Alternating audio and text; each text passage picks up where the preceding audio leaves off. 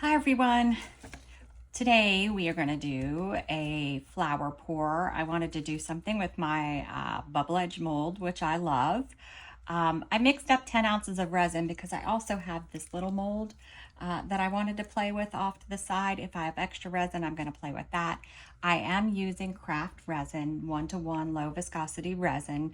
I've been fooling around, so it did warm up a little bit. I'm hoping it didn't get too thick.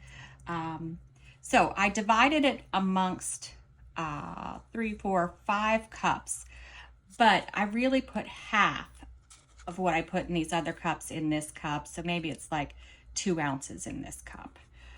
All right, so in my first cup, I have just resin, Sailor Blue, and I just dipped the very tip of my stick in, and then mixed it up.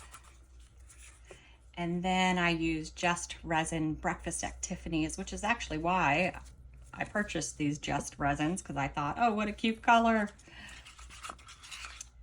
Mix that up. Again, just a very little bit will color it very strongly. So just little tip of the stick.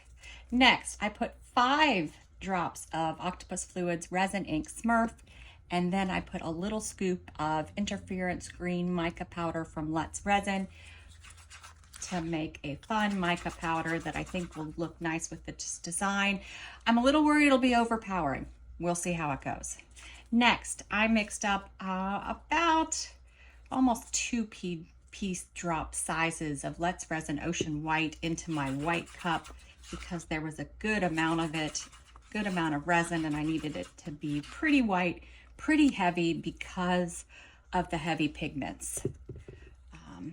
And last, in the smaller cup, I did 3 drops of the Octopus Fluids Resin Ink Smurf as my final push. And then of course I have my little bits and bobs in my cup for our center that I just gather over time.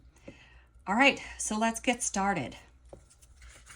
Just mixing them again. I find that when you use the pigment paste, it does stick to the end of your stick. So you have to stir a little harder and then don't rub your stick into the cup because sometimes you get stringy colors. All right, I'm going around the bubbles with my pour.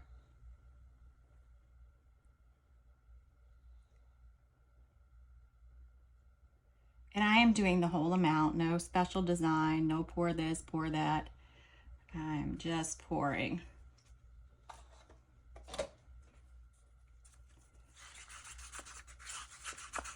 Giving another good mix. Again, careful not to have stringy color.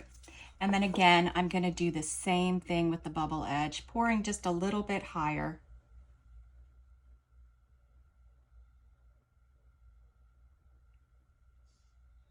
Just seeing if I can get something different from my bubble edge.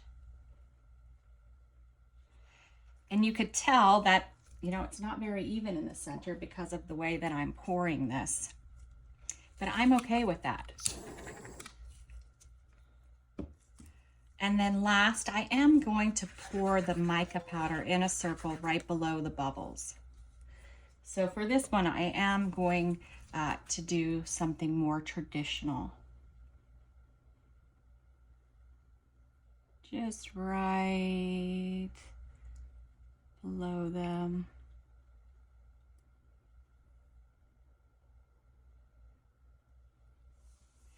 You can tell it's moving in quickly because of the edge of the mold is sloped, but that is good.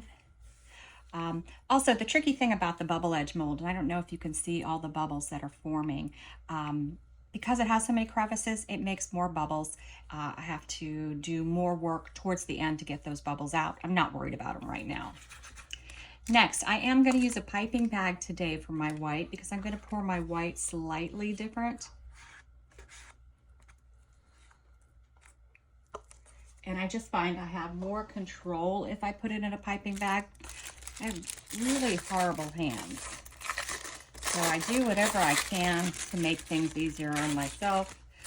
My shaking and I find this to be the easiest thing. But if you find using a cup easier to control, use a cup. All right, what did I do with my handy dandy scissors? There they are. Gonna cut a decent sized snip in the top because I don't have to be as small. Now you see my bubbles are moving towards the center, so I feel more comfortable giving those a hit of heat.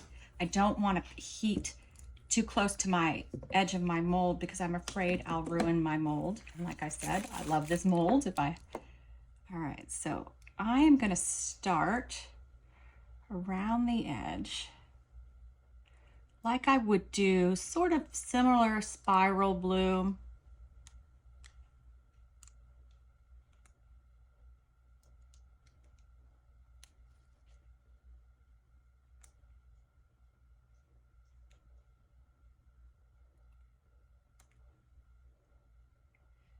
I need to reposition my bag.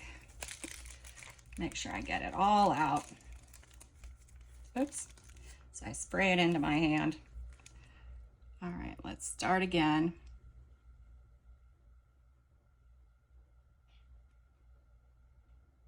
And actually, I'm not going to have any leftover color for my little side project. I'll have to make some more resin. All right, I'm going to go around the outside again because I want to use up all this white that I created. Hopefully I'll make it all the way around. Yeah, there. There's a tiny bit left. All right, and now I'm going to take that other little cup that I made and I'm going to pour it right into the center.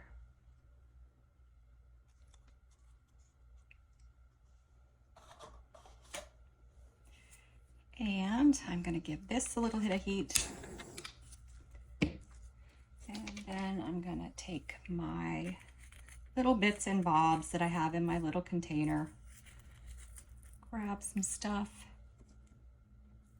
Pour it into what I think the center is and stand up real quick to see if I got it in the center.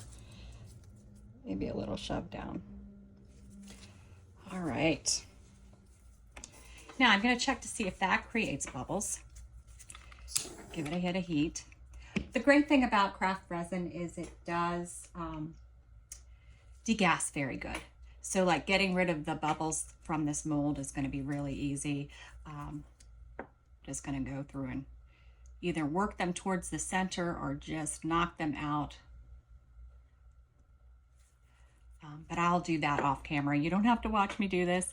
If I find a tricky bubble, I might add a little alcohol to the end of my paintbrush and then go from there with that, because I know will remove the bubbles easily. All right, we'll be back when it's time to unmold. All right, let's see how this turned out. I absolutely love this side, and sometimes that worries me because that means I won't love the other side, but we'll see. We'll see.